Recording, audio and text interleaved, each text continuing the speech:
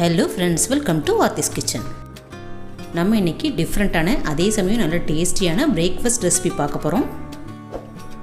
நம்ம இதை ஆவியில் வேக வச்சு செய்யறதுனால நல்ல ஹெல்த்தியானது கூட. அதனால் குழந்தைங்க பெரியவங்க எல்லாருமே விரும்பி சாப்பிடுவாங்க. இந்த டேஸ்டியான ரெசிபி இப்போ எப்படி பண்ணுறதுன்னு பார்க்கலாம். இப்போது நான் இந்த கிளாஸில் தான் அரிசி அளந்து எடுத்திருக்கேன். இது ஒரு 150 கிராம் அளவு இருக்கும். இப்போ ஒரு பாத்திரத்தில் ஒரு கிளாஸ் அளவுக்கு புழுங்கலரிசி சேர்த்துக்கலாம். அடுத்தது அதே அளவுக்கு பச்சரிசி எடுத்துக்கோங்க. இப்போது இந்த அரிசியை 2-3 டைம் நல்லா வாஷ் பண்ணிவிட்டு கை பொறுக்கிற அளவு சூடு இருக்கிற தண்ணி ஊற்றி ஊற வச்சுக்கோங்க. ஒரு 4-5 மணி நேரத்துக்கு ஊற வச்சுக்கோங்க. அந்த மாதிரி நல்லா கழுவிட்டு நான் ஊற வச்சுருக்கேன். அடுத்தது ஒரு பவுலில் 3 டேபிள் ஸ்பூன் அளவுக்கு சர்க்கரை சேர்த்துக்கோங்க.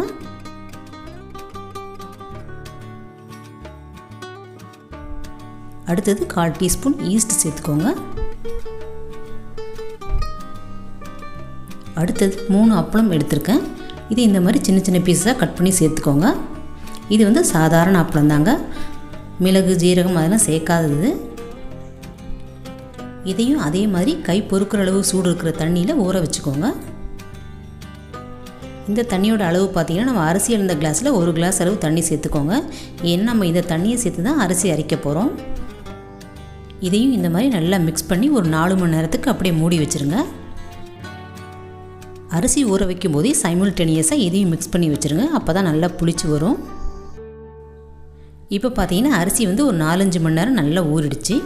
ஈஸ்ட் பார்த்திங்கன்னா அதுவும் நல்லா பொங்கி வந்திருக்கு. இப்போ ஊறின அரிசியை மிக்ஸி ஜாரில் சேர்த்து நல்ல ஒரு ஸ்மூத்தான பேஸ்ட்டாக அரைச்சிக்கலாம். இப்போது இந்த அரிசியை அரைக்கிறதுக்கு நம்ம ஈஸ்ட் ஊற வச்சோம் இல்லைங்களா, அந்த தண்ணி தான் சேர்த்து அரைக்கணும். இந்த தண்ணியில் இருக்கிற அப்பளமும் சேர்த்து அரைச்சிக்கோங்க. இந்த அப்பளம் சேர்க்குற நேரம் நல்லா பொங்கி வரும், அதுக்கு தான் சேர்க்குறோம் நம்ம. இந்த அரிசியை அரைக்கிறதுக்கு இந்த தண்ணியே போதுமானதாக இருக்கும். சப்போஸ் உங்களுக்கு தேவைப்பட்டால் கொஞ்சமாக தண்ணி சேர்த்துக்கோங்க. இப்போ இது கூடவே 1/2 ஸ்பூன் அளவுக்கு உப்பு சேர்த்துக்கோங்க.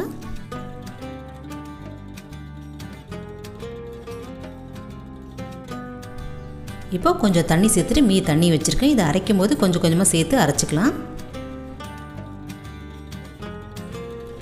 இப்போ நம்ம அரைச்சி எடுத்துகிட்டு வந்துட்டோம். மாவோட கன்சிஸ்டன்சி பார்த்திங்கன்னா இட்லி மாவை விட கொஞ்சம் தண்ணியாக இருக்கணும், தோசை மாவை விட கொஞ்சம் திக்காக இருக்கணும். பாருங்கள், இப்படி தான் இருக்கணும். இப்போ இந்த மாவை ஒரு பிளேட் போட்டு மூடி 6-7 மணி நேரத்துக்கு புளிக்க வச்சுக்கலாம். 6 மணி நேரம் கழித்து பார்த்திங்கன்னா மாவு இந்த மாதிரி நல்லா பொங்கி வந்திருக்கும். அதை ரொம்பவும் மிக்ஸ் பண்ணாமல் லேசாக மிக்ஸ் பண்ணி விட்டுட்டு இந்த மாதிரி எண்ணெயோ நெய்யோ தடையோ ஒரு பிளேட்டில் கொஞ்சமாக ஊற்றிக்கோங்க. பிளேட்டோட பாதியில் ஊற்றிக்கோங்க, ஏன்னா அது ரைஸ் ஆகி வரும். இது வெந்ததுக்கப்புறம் பார்த்திங்கன்னா நல்ல சாஃப்டாகவும் மைல்டான ஒரு ஸ்வீட்னஸோடு இருக்கும். உங்களுக்கு ஸ்வீட்னஸ் இன்னும் கொஞ்சம் அதிகமாக தேவைப்பட்டால் இந்த ஸ்டேஜில் இன்னும் கொஞ்சம் சர்க்கரை சேர்த்து நல்லா மிக்ஸ் பண்ணி விட்டுட்டு ஊற்றிக்கோங்க. இப்போது இந்த பிளேட்டை இட்லி பாத்திரத்துக்குள்ளே வச்சு ஆவியில் ஒரு 3-5 நிமிஷத்துக்கு வேக வச்சுக்கலாம்.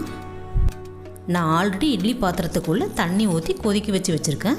நீங்கள் இதை இந்த மாதிரி பிளேட்டில் தான் ஊற்றணும் கிடையாது. சின்னதாக ஒரு டிஃபன் பாக்ஸ், கேக் டீன் அந்த மாதிரிலாம் கூட ஊற்றி வேக வச்சுக்கலாம். இப்போது 5 நிமிஷம் ஆகிடுச்சு. ஓப்பன் பண்ணி பார்க்கலாம். பாருங்கள், பார்க்கும்போதே தெரியுது நல்ல சாஃப்டாகவும் ஃப்ளஃபியாகவும் இருக்கிறது.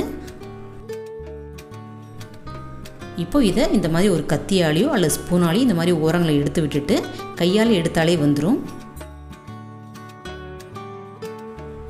இதை நம்ம அப்படியே சர்விங் பிளேட்டுக்கு மாற்றிக்கலாம். இதே மாதிரி மீதி இருக்கிற மாவுலையும் செஞ்சுக்கலாம். பாருங்கள், எவ்வளோ நல்லா சாஃப்டாக சூப்பராக இருக்குது.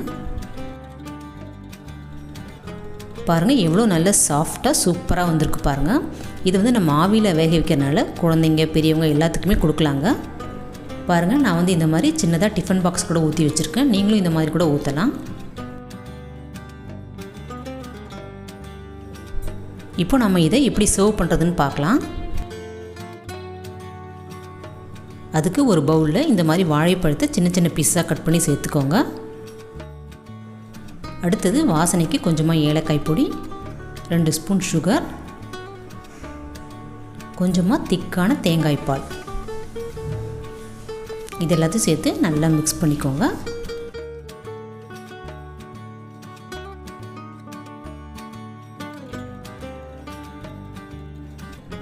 இப்போது அந்த மிக்சரை இது மேலே ஊற்றி சர்வ் பண்ண வேண்டியது தாங்க. இந்த ரெசிபி சாப்பிட்றதுக்கு பார்த்திங்கன்னா தேங்காய் பால் வாழைப்பழம் வாசனோட நல்லா சூப்பராக இருக்குங்க. இது வந்து கேரளா ஸ்பெஷல் ரெசிபி. நீங்களும் இதே மாதிரி அளவுகளோட கண்டிப்பாக ட்ரை பண்ணி பாருங்கள். ட்ரை பண்ணி பார்த்துட்டு எப்படி இருந்து உங்கள் ஃபீட்பேக்கை கமெண்ட்ஸில் சொல்லுங்கள். பிடிச்சிருந்தால் லைக் பண்ணுங்கள், ஷேர் பண்ணுங்கள். மறக்காமல் ஆர்த்திஸ் கிச்சனை சப்ஸ்கிரைப் பண்ணி வச்சுக்கோங்க. தேங்க்யூ.